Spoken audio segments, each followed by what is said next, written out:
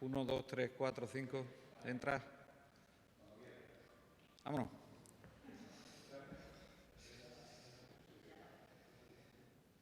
Bien, empezamos.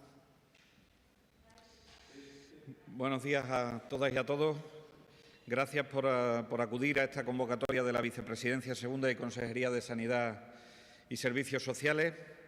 Gracias, en primer lugar, al acompañamiento que tengo hoy en la rueda de prensa, doña Virtudes Carrasco, presidenta de ASMO Extremadura, al gerente del Servicio Extremeño de Salud, al coordinador regional de trasplantes de Extremadura. Infinitas gracias por acompañar a este día tan importante, porque vamos a abordar un tema de bastante importancia, de bastante trascendencia. Hoy lo que hacemos en esta convocatoria de prensa es presentar a la opinión pública la donación de médula ósea en Extremadura y, al mismo tiempo que la presentamos, lo que tenemos que hacer es agradecer a la sociedad extremeña su altruismo, su generosidad, su solidaridad en relación con la donación, con el hecho de la donación en general y con el hecho de la donación de médula ósea en particular. Por lo tanto, este es el objetivo de la convocatoria de prensa del día de hoy. Extremadura, como les decía, es una comunidad autónoma generosa, es una comunidad autónoma altruista, es una comunidad autónoma solidaria que nos lo demuestra y nos lo pone de manifiesto en los diferentes tipos de donaciones que tenemos. Hace unos días presentábamos las donaciones de órganos y tejidos.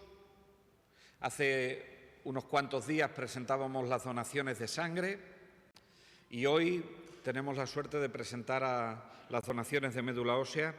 Y yo creo que en todos los actos de donación, Extremadura siempre está dando lo mejor de sí misma. Por lo tanto, es fácil ser un responsable político, sanitario, dentro de una comunidad autónoma donde hay tanta gente con ese magnífico corazón que permite que podamos tener estas cifras de donaciones y que podamos, en el caso de la sangre, pues vivir el día a día del Servicio Extremeño de Salud sin necesidad de tener que ocuparnos de saber si va a haber reservas de sangre o no, en el hecho de la donación de órganos y de la donación de tejidos, vivir en una permanente reducción de la lista de espera de aquellas personas que necesitan esos órganos y esos tejidos, o en el caso de la donación de médula ósea, el permitirle a todo el mundo, porque yo creo que le permitimos a todo el mundo, poder encontrar un donante compatible que, como les contaré a continuación, no es nada fácil en el caso de la médula ósea y, por lo tanto, necesitamos de mucho altruismo y de mucha generosidad.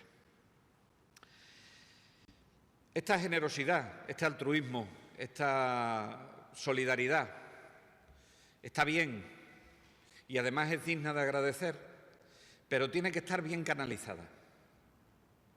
La solidaridad, la generosidad, el altruismo, sin que no haya alguien que lo canalice de forma adecuada, es difícil que pueda alcanzar el objetivo para el que se dona. Por lo tanto, al igual que agradezco a la sociedad extremeña todos estos valores de los que he hablado, tengo que agradecerle a ASMO que sea esa gran organización, esa gran asociación, con ese merecido reconocimiento de Medalla de Extremadura, que esté siendo capaz año a año de poder encauzar la solidaridad, la generosidad y el altruismo de la sociedad extremeña. Ese papel tan fundamental se lo debemos a ADMO y se lo debemos a su presidenta. Por lo tanto, yo quiero agradecerle que si hoy podemos disponer de un mayor número de potenciales donantes de médula ósea, que eso es lo que conseguimos día a día con el trabajo que se realiza desde ADMO, esto es posible gracias a la entrega que tiene esta gran organización, esta gran asociación de donación de médula ósea, y es una suerte contar con ella en Extremadura, para los extremeños, para las extremeñas, pero también para el resto del país y para el resto del mundo que comparten el registro español de donantes de médula ósea. Si hablo de ADMO, tengo que hablar de la coordinación que se establece con dos elementos fundamentales que pertenecen a la Consejería de Sanidad y al Servicio Extremeño de Salud, pero que nos parece que en esa coordinación es donde está también parte de la clave del éxito de la donación.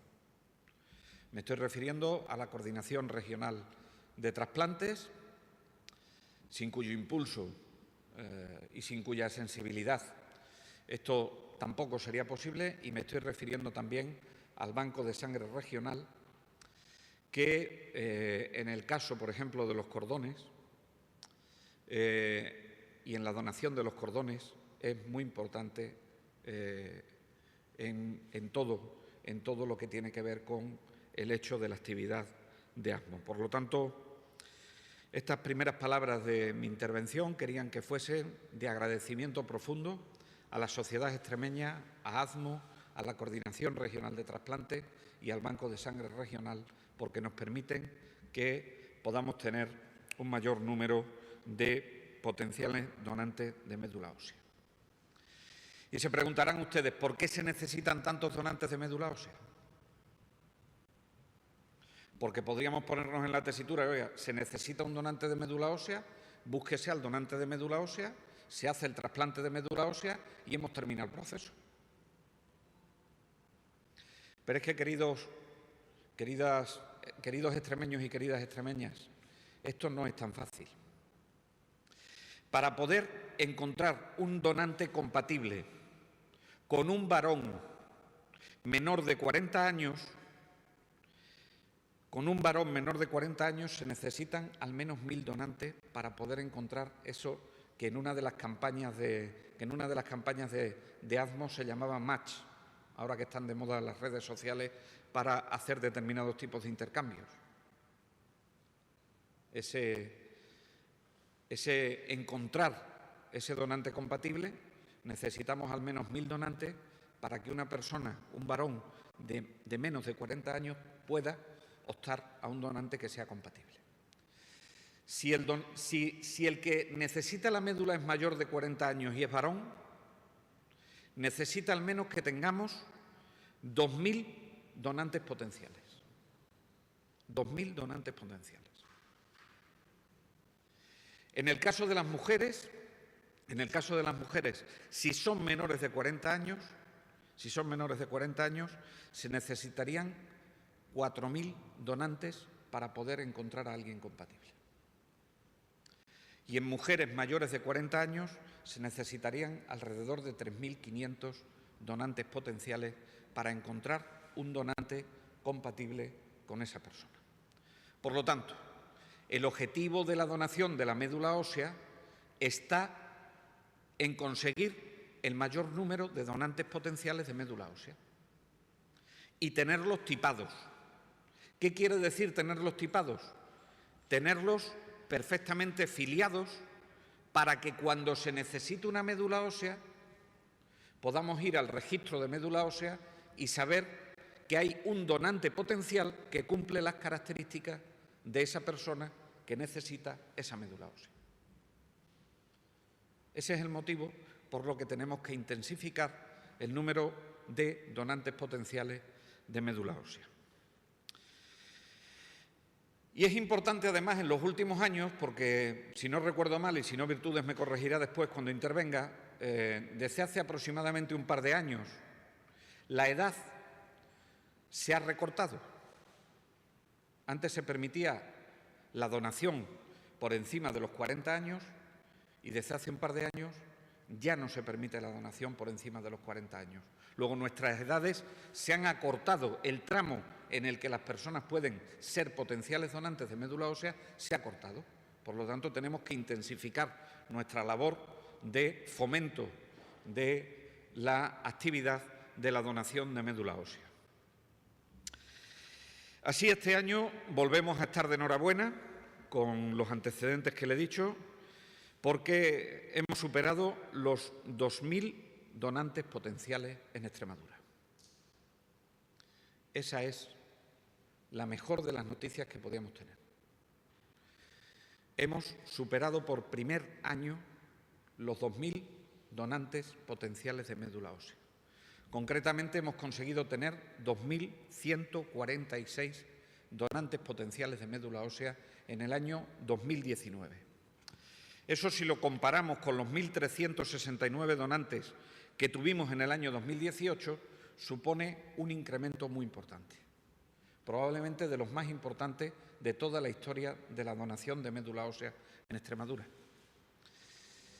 Y ese incremento es de un 57%. Del año 2018 al año 2019 hemos incrementado en un 57% el hecho de la donación de médula ósea. Si en este año hemos incorporado 2.146 donantes nuevos o potenciales donantes nuevos, quiere decir que Extremadura contribuye en ese registro español de médula ósea, en el REZMO, con un total de donantes potenciales de 11.227 donantes. 11.227. Hemos superado las cifras que preveía la Organización Nacional de Trasplantes para una comunidad autónoma con la población que tiene Extremadura, que se fijaba alrededor de los 587 donantes potenciales. Y nosotros hemos superado con creces la cifra que nos proponía la Organización Nacional de Trasplantes.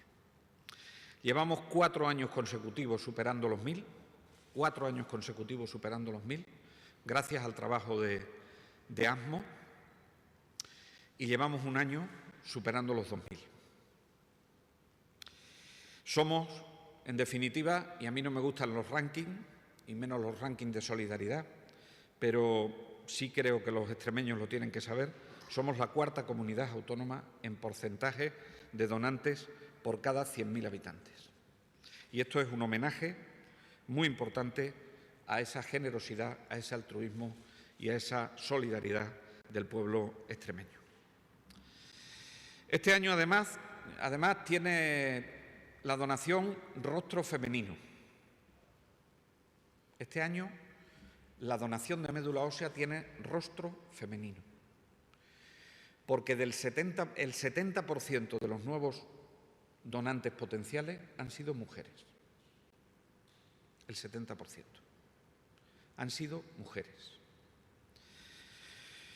Por lo tanto, yo quiero seguir animando al hecho de la donación de médula ósea. Y con esto termino y le paso la palabra a Virtudes. Quiero hacer un llamamiento, en primer lugar, a la población masculina menor de 40 años. Los necesitamos. Los necesitamos. En segundo lugar, todavía existen algunos mitos con respecto a la donación de la médula ósea. Parece que cuando uno le proponen donar médula ósea, afortunadamente ya esto va cambiando, pero parece que cuando uno le dicen ¿quiere usted ser donante de médula ósea? Es que parece que le van a pinzar, o le van a punzar, mejor dicho, la médula del hueso. Y eso no es así. Eso no es así. Lo único que tiene que hacer alguien que quiera ser donante de médula ósea es advertir a ASMO que quiera hacerlo. Tener entre 18 y 40 años, tener una entrevista con ASMO y, a través de un sencillo análisis de sangre, se le hace un tipaje, es decir, se le filia. Se dice de qué tipo es su sangre, se dice qué marcadores de inmunidad tiene, etcétera, etcétera, y automáticamente pasa al registro.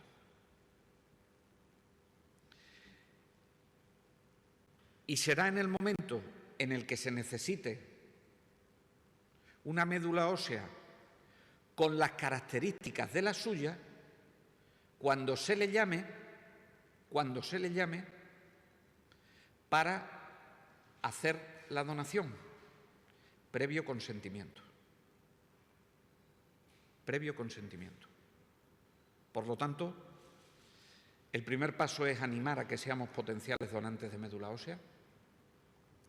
Y en segundo lugar, cuando llegue ese momento, tampoco se le pincha ningún hueso. Lo que se hace es ponerle un tratamiento que hace que las células madres que tiene la sangre donde se fabrica la sangre, pasen a la sangre y con una especie de transfusión de sangre pues se pueda completar el proceso de la donación en la mayor parte de los casos. Por lo tanto, quitar miedos innecesarios, quitar sensaciones de dolores innecesarios y seguir apostando por la solidaridad, por la generosidad y por el altruismo de nuestra tierra. Quiero agradecer a la sociedad extremeña por cómo somos y quiero seguirles animando a que sigan trabajando en ese sentido y, por supuesto, quiero seguir animando a AZMO a que siga trabajando en ese sentido. Le doy la palabra a Virtudes y luego abrimos un turno de preguntas. Virtudes. Gracias. Pues gracias, consejero. Buenas tardes.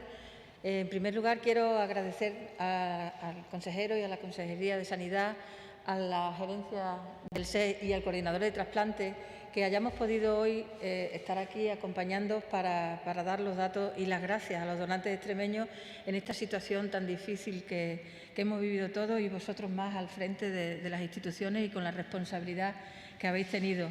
Nuestros aplausos han ido mentalmente en montones de ocasiones hacia vosotros. Muchísimas gracias, porque habéis permitido que hoy la normalidad con cautela podamos disfrutar de ella. Bueno, pues a quien tenemos que agradecer también es a los donantes, a la población extremeña, que nos ha permitido que nuestros mensajes se hayan escuchado durante este año y hayan respondido de esta manera tan extraordinaria, ya que durante algunos años hemos sido también récord, entre comillas, de pasar de los 1.000 donantes potenciales al año. Este año, 2019, hemos pasado de los 2.000. Parece como que a AZMO no se le ponen retos por delante. Estamos continuamente, somos un reto, porque a pesar de que ha bajado la edad para inscribirse en los registros como donantes potenciales de médula ósea de 18 a 40, y pensábamos que iba a ser más difícil alcanzar esos objetivos marcados de 870 donantes al año, no solo los hemos conseguido, sino que nos los hemos superado en Extremadura. Hemos superado y este año han sido 2.147 corazones solidarios los que se han hecho ese análisis previo para hacerse donante. Para que se hayan hecho esos 2.000, AZMO ha tenido que llamar a muchas puertas y hacer muchas actividades. Casi hemos alcanzado los 35.000 personas a los que nos hemos dirigido durante este año. Tenemos 4 áreas de incidencia para atender a todas las necesidades. El área de información, somos continuamente una campaña de información y sensibilización y nuestras actividades este año han pasado a los 567 en total con respecto a otros años que cada año vamos aumentando. En el área de información, charlas informativas de sensibilización pues desde institutos, colegios, formación en centros de salud, formación en Escuela de Ciencia de la Salud. Nuestros profesionales nos demandan información y también son solidarios a la hora enseguida de cuando nosotros se la ofrecemos.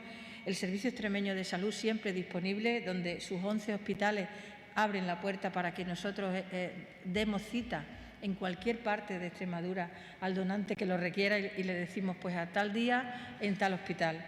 El personal sanitario disponible, al cual también agradecemos, para recibir a estos donantes y darles también la entrada.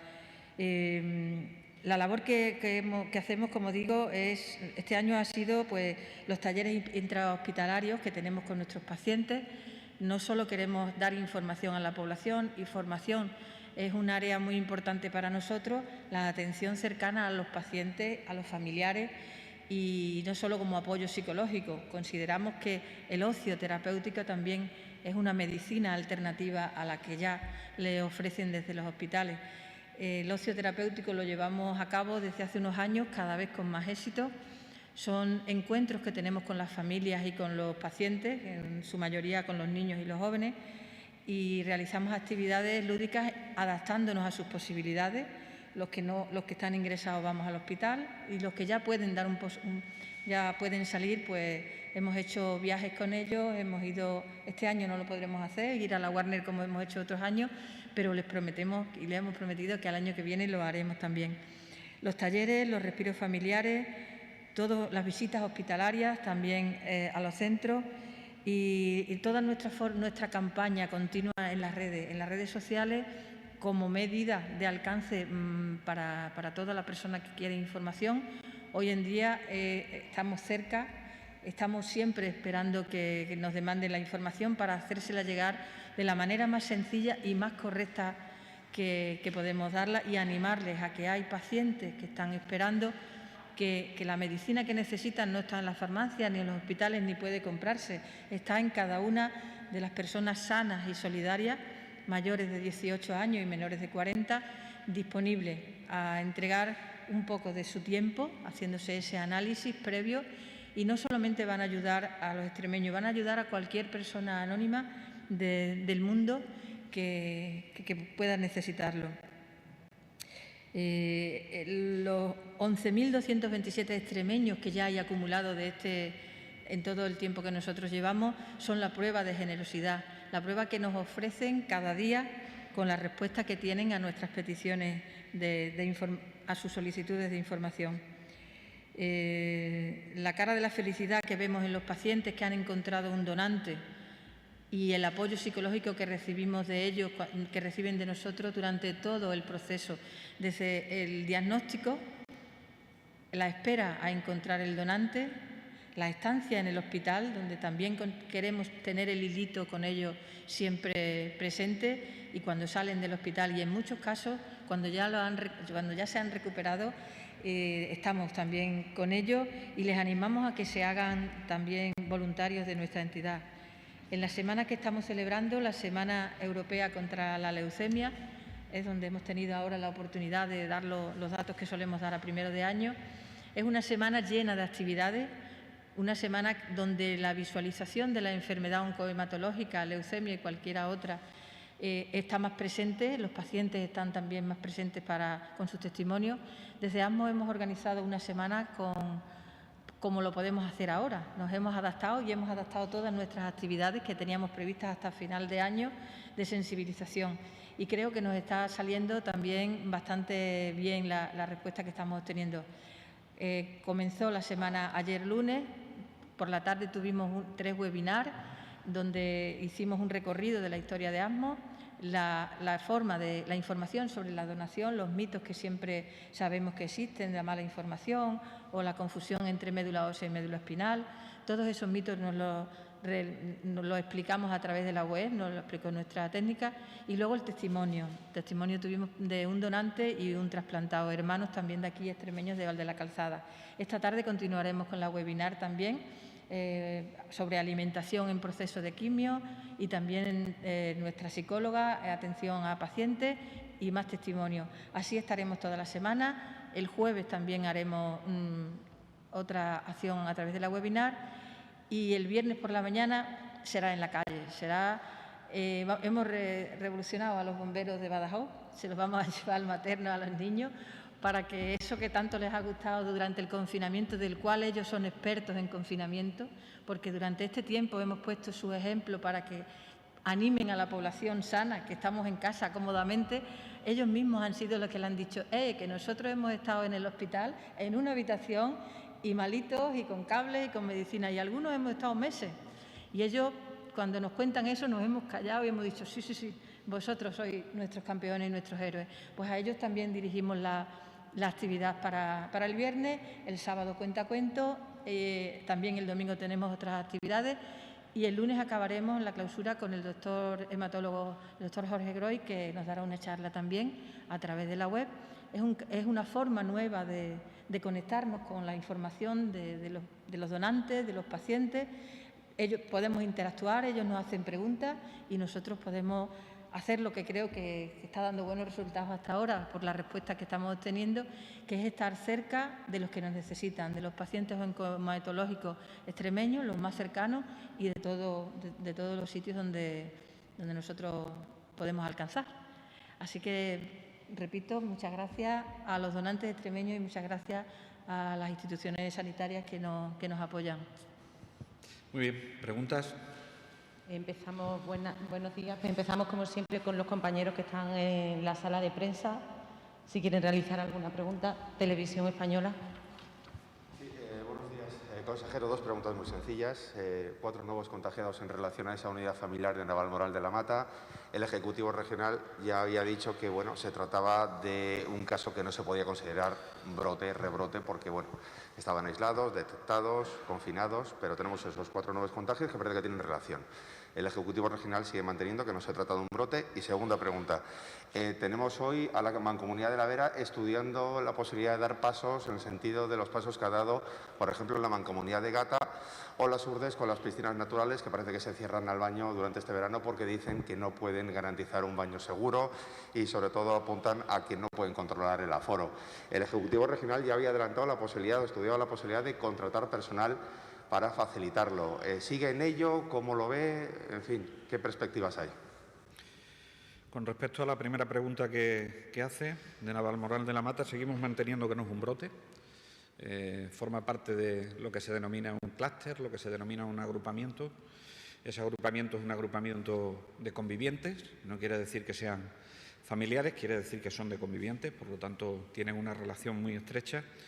Y en ese sentido no se puede considerar el brote, aunque, ya lo he dicho en otra ocasión, el abordaje de este tipo de contagios, sean brote o sea clúster o sea agrupamiento, es el mismo. Es decir, es ir a por el caso, detectarlo cuanto antes, estudiar sus redes de contacto más estrechas, todas las redes de contacto posibles, que es lo que estamos haciendo, y aislar a las personas para que no se contagien.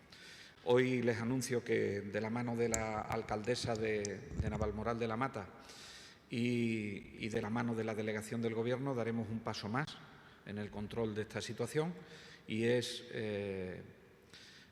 a lo largo del día de hoy, firmaré una resolución donde se extremen las medidas de prevención, las medidas de distanciamiento social y se tenga mayor control policial dentro de la localidad de Navalmoral de la Mata, con presencia de los cuerpos y fuerzas de seguridad, en conjunción Policía Local y Guardia Civil, de cara a que se estrechen las medidas de prevención y de precaución y que no tengamos que llegar a ninguna situación que se está dando en nuestro país con algunos de los brotes. Es decir, no tengamos que llegar a la fase de reescalada.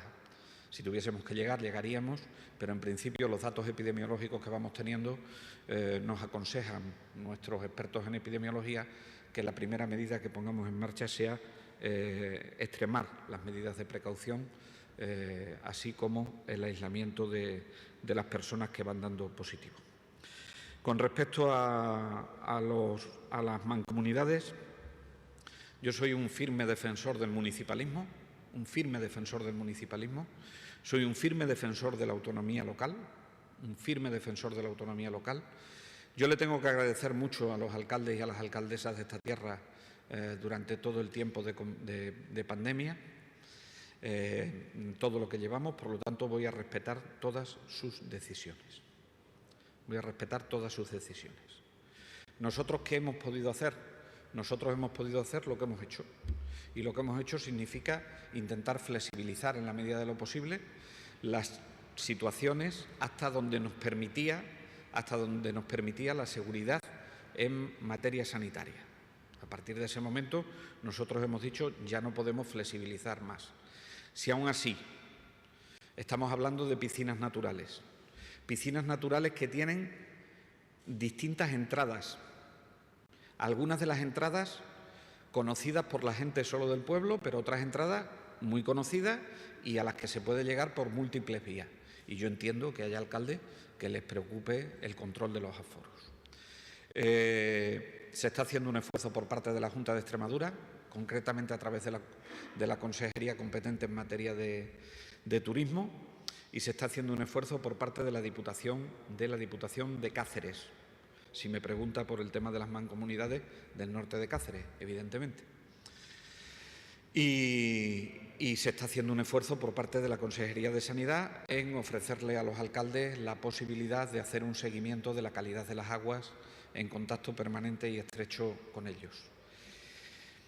El virus no se ha ido, ¿eh? El virus no se ha ido. Y yo no soy nadie para exigirle más responsabilidad a alguien que ha colaborado tanto en esta pandemia como son los alcaldes, para que si ellos creen que ponen en riesgo la salud de sus vecinos, no respetar la decisión de abrir o de no abrir. Ahora, que los alcaldes sepan que en cualquiera de las dos circunstancias la Junta de Extremadura y la Diputación de Cáceres está para acompañarlos. Y si cambian de decisión, también está para acompañarlos. Es decir, eso es todo lo que puedo decir y todo lo que debo decir con respecto a la apertura o no de las piscinas naturales. ¿Una pregunta desde los compañeros que están siguiendo? Hay una repregunta, Charo. Vale. No sé si no se me ha entendido, pero en la pregunta lo que hacía hincapié es que había mancomunidades, como por ejemplo lo de las Urdes, que decían que podría ser un baluarte muy importante sobre el que apoyar el tema de garantizar un baño saludable, el hecho de que la propia Junta de Extremadura arrimase un poquito el hombro y facilitase la contratación de un personal añadido a estas zonas. Pero, en ese sentido... Insisto, la Consejería con competencias en materia de turismo, estoy tocando de oído, creo que ha destinado más de 1 millón de euros a que se pueda hacer un desarrollo turístico de la zona, donde está incluido el que se pueda contratar personal para esto. Y la Diputación de Cáceres está permitiendo el que se pueda contratar personal para esto. En cualquier caso, nosotros solo podemos hacer uso de nuestro ámbito de responsabilidad. Y nuestro ámbito de responsabilidad es poner al servicio de los alcaldes nuestro personal de salud pública, que son nuestros farmacéuticos, que son nuestros veterinarios, que van a acompañarlos en el control de la calidad de las aguas, ¿no? Efectivamente, en el control de la calidad de las aguas es donde más puede apoyar la Junta actualmente, al margen de ese millón. La Consejería de Sanidad donde más puede aportar es en el control de la calidad de las aguas. Entiendo que en el control de los aparcamientos es que es difícil, que nosotros ahí no tenemos competencia como Consejería de Sanidad, me refiero, no tenemos competencia como tal, aunque es verdad que ya digo que la Consejería de Turismo, pues por lo que supone esto para el turismo del norte de Cáceres, sí está apostando por este tipo de cuestiones, ¿no? Cadena SER. Hola, consejero, muy buenas tardes. Queríamos preguntarle sobre esta nueva normalidad. La orden que se publicaba el pasado domingo se daba ya la posibilidad de salida e ingreso en centros residenciales, tanto dependientes de la Junta como en la nueva incorporación de personas para los servicios asistidos. Si se ha notado un aumento de esas solicitudes, si se ha notado un aumento de solicitud de las altas en los establecimientos residenciales, en las residencias de mayores, para entendernos, y cuál es la situación ahora mismo en estos centros. La situación en las residencias de mayores es una situación muchísimo más controlada que la que hemos tenido en otra fase de la pandemia. De hecho, hemos empezado con más de 70 centros que estaban afectados y ahora mismo pues debemos estar en los 4 centros afectados. Con lo cual, aproximadamente debemos tener alrededor de 15, 16 personas aisladas. Desconozco la cifra que daremos hoy, pues porque se están haciendo PCRs para provocar el alta. Yo creo que es pronto para evaluar la nueva normalidad. Es demasiado pronto. Llevamos el domingo y el lunes. ¿Qué es lo que se ha visto en la época de pandemia? Lo que se ha visto en la época de pandemia, en toda la época de pandemia, en todo el periodo de pandemia, es que cuando cuando iban apareciendo casos positivos en determinados centros residenciales, sí teníamos un incremento de solicitudes de que sus familiares se quisieran llevar a la persona, a su ser querido, a su domicilio. En algunos casos lo hemos podido permitir y en otros, pues evidentemente por razones de salud no lo hemos podido permitir. Con la nueva normalidad permitiremos el ingreso. Sobre todo vamos a permitir el ingreso en las residencias de titularidad privada, pues porque en las de titularidad pública saben ustedes que con el acuerdo de Consejo de Gobierno tenemos que reservar un porcentaje de las camas por si tenemos que realizar aislamientos todavía ante esta situación que todavía es un tanto inestable, ¿no? De hecho, me la habrán escuchado alguna vez, yo hubiese sido partidario de que se hubiese ampliado un poquito más el estado de alarma, ¿eh?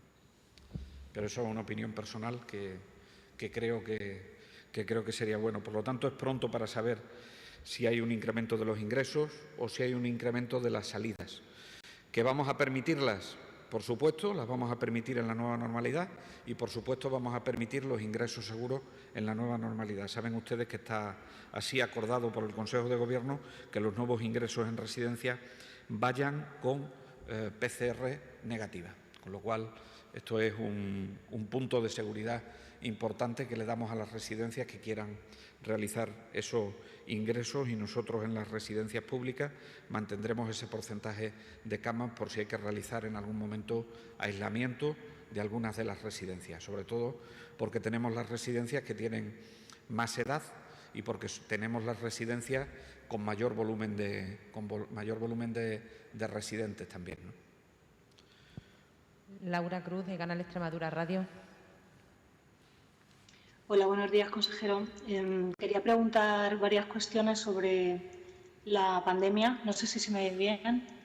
En primer lugar, bueno, he hablado de ese, no sé si endurecimiento o cómo llamarlo, de las medidas en Almoral de la Mata. ¿Hasta qué punto se puede controlar el movimiento de la población si no hay ninguna medida concreta de, bueno, ¿no?, como en el caso de Huesca, ¿no?, que se ha pasado a fase 2?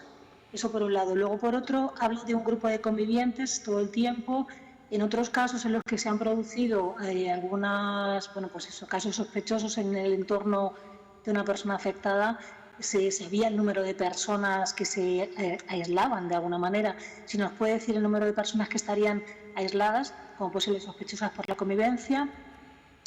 Luego, sobre las residencias de mayores, ¿cuál es la situación actual, en concreto en el caso de Los Pinos? Y también en Arroyo de la Luz, que hemos visto que se ha producido otro caso, si saben un poco el origen, si ha sido importado. ¿En dónde, Laura? Perdona, que no te he entendido el nombre de la residencia. Los Pinos. Los Pinos, sí, vale. ¿Cuál es la situación en general de las residencias? En Extremadura había 4, si ya ha bajado. ¿Y Los Pinos cuántos casos se mantienen todavía en vigilancia? Vale.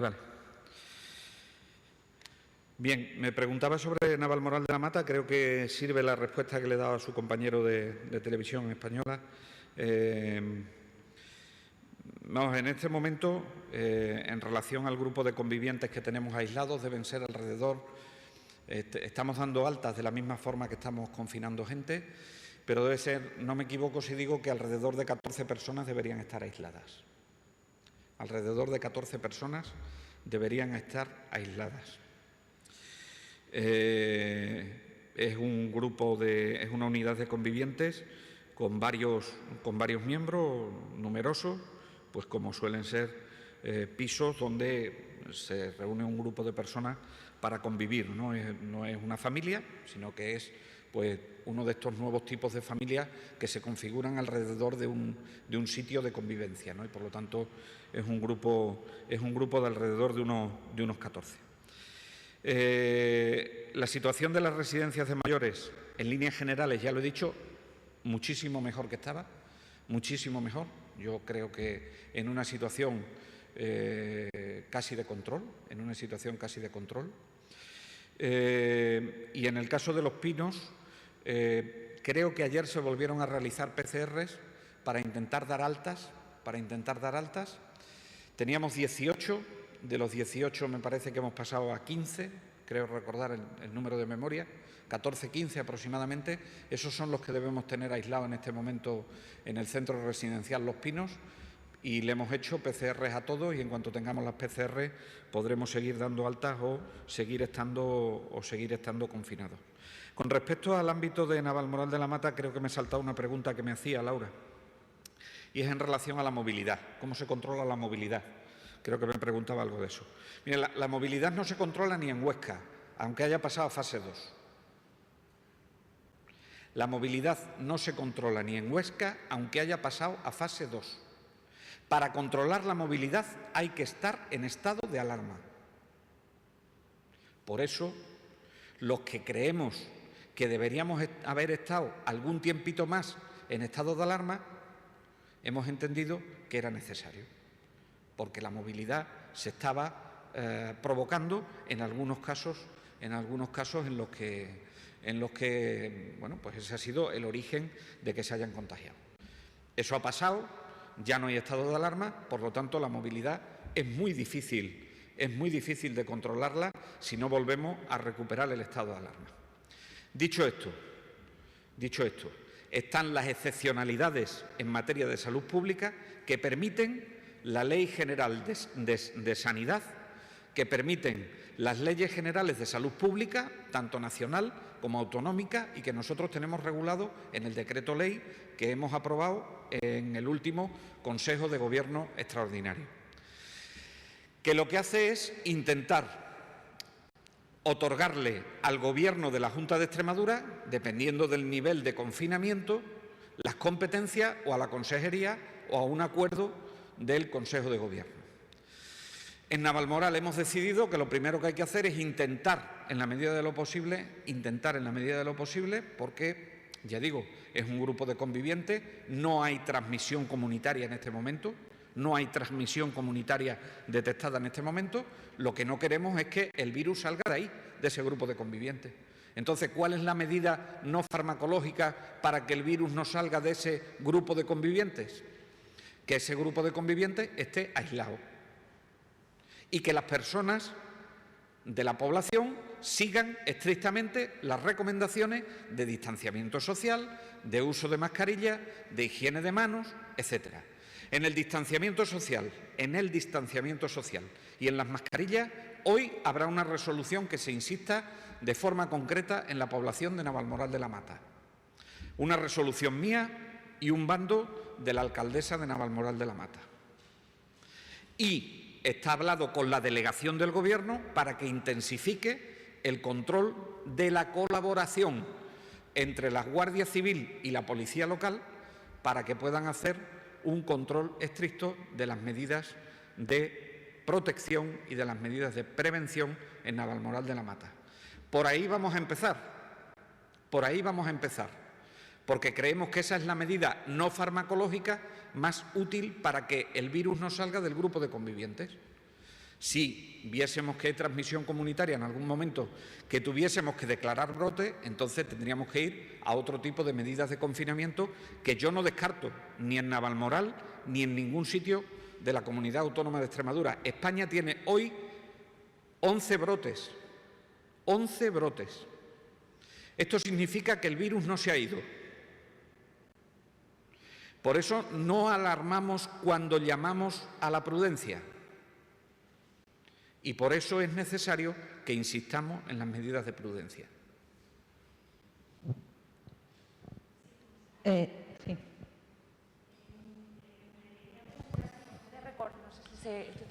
Si nos puede recordar, hay 15 personas, entre 15 y 16 personas aisladas, pero el número de casos positivos en ese agrupamiento, si nos lo puede recordar, el número de casos positivos. Esas 15 y 16 personas son convivientes. ¿Son convivientes también? Coinciden los casos positivos con los que están aislados. Positivos tenemos 16 positivos, todos son convivientes y están llevando a cabo el aislamiento en el mismo domicilio. Convivientes en un par de domicilios. En un par de domicilios y están llevando a cabo el aislamiento en ese par de domicilios. El número de positivos ha crecido porque algunos de los casos confirmados no han respetado el aislamiento. no lo podemos asegurar.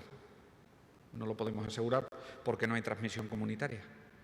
¿La presencia policial también puede ser para garantizar que se respete, que estas personas contagiadas cumplan con el aislamiento? Por supuesto, para que no salga el virus de ese entorno de convivencia. Laura Cruz. Mi misión en este momento es controlar el virus y que solo se quede en las personas que están infectadas y tratar a las personas infectadas. Para intentar que el virus no salga de ahí, tenemos que hacer un aislamiento efectivo de las personas. Esa es una de las medidas de las medidas que vamos a poner en marcha hoy por resolución, evidentemente. Laura Cruz. Sí, insistir sobre este caso en concreto. Hablado de los positivos, no sé si alguno de ellos tiene síntomas o están bien en general. Entiendo que sí, porque están en el domicilio. Están bien. Y luego le había preguntado por Arroyo. Tienen síntomas leves que tienen que ver con la esfera digestiva y con algo de fiebre, pero están para estar en casa y no han requerido en ningún momento ingreso hospitalario. Y la mayoría están asintomáticos. Sí, le había preguntado por Arroyo de la Luz, que se había producido un caso, si sabían si era un poco el origen. No he entendido la pregunta, Laura, disculpa.